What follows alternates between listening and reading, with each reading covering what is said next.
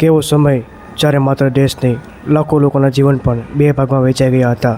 પણ સવાલ એ છે કે શું બટવારા 1947 એ દુઃખ, લાગણીઓ અને ઇતિહાસ યોગ્ય રજૂ કરશે કે નહીં? આ ટેલમાં એ વાત કરવાના છીએ જો લોકોને ગૂસ બમ્પ્સ આપી રહ્યા છે. નમસ્કાર મિત્રો, હું છું અજય મૂવી રિવ્યૂમાંથી અજય.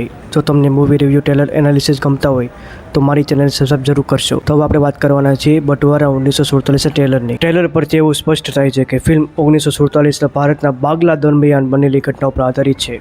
આ માત્ર બે દેશના વિભાજનની વાત નથી, પરંતુ એવા લાખો પરિવાર લોકોની કહાની છે જેમણે પોતાનું ઘર, પરિવાર અને સપનાઓ પણ ગુમાવ્યા. ફિલ્મમાં દેશભક્તિ સાથે માનવતા, લાગણીઓ અને સંઘર્ષને પણ વધુ મહત્વ આપવામાં આવ્યું છે એવું લાગે છે. ટેલર ઘણા પ્રશ્નો ઊભા કરે છે. શું પરિવાર ફરી એક થશે? શું ન્યાય મળશે? અંતે કોણ જીતશે, નફરત કે માનવતા? ટેલરની વાત કરીએ તો સૌથી પહેલાં સની દેઓલ. તેમની એન્ટ્રી ખૂબ જ પાવરફુલ છે અને સ્ક્રીન પ્રેઝન્સ અને ડાયલોગ ડિલિવરી આજે પણ જબરજસ્ત લાગે છે. બાબાના આઝમીના થોડા સીન જોવા મળે છે, પરંતુ સીનમાં લાગણી સ્પષ્ટ દેખાય છે. પ્રીતિ ઝિન્ટાની લાંબા સમય પછીની વાપસી અને ટેલરને વધુ ખાસ બનાવે છે. સિનેમેટોગ્રાફી ખૂબ જ સુંદર લાગે છે. જૂના સમયનું વાતાવરણ, ગામો, ટ્રેન, પાગલાના દ્રશ્યો અસરકારક લાગે છે.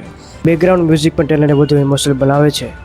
અને એક વસ્તુ ખાસ છે કે ટેલરમાં માત્ર એક્શન નહીં પરંતુ ભાવનાઓ પર ભાર મૂકવામાં આવ્યો છે.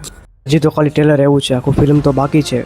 પણ મારી પ્રિડિક્શન મુજબ જો ટેલર જેટલી જ મજબૂતી નીકળશે તો આ વર્ષે તે ફિલ્મમાંથી સ્થાન બનાવી શકે છે. પરંતુ આખી ફિલ્મની સફળતા તેની સ્ટોરી, સ્ક્રીન પ્લે, ભાવનાત્મક અસર નિર્ભર રહેશે. તો આજ માટે એટલું જ. ટેલર એવું છે, હજી પિક્ચર તો આખું બાકી છે. શું તમને લાગે છે કે બટવારા 1947 બોક્સ ઓફિસ પર ધમાકો કરશે કે નહીં? કોમેન્ટ સેક્શનમાં જરૂરથી બતાવજો. હિન્દીમાં બનાવવું જોઈએ કે ગુજરાતીમાં રિવ્યૂ બનાવવો જોઈએ? કોમેન્ટ સેક્શનમાં એકવાર જરૂર લખજો.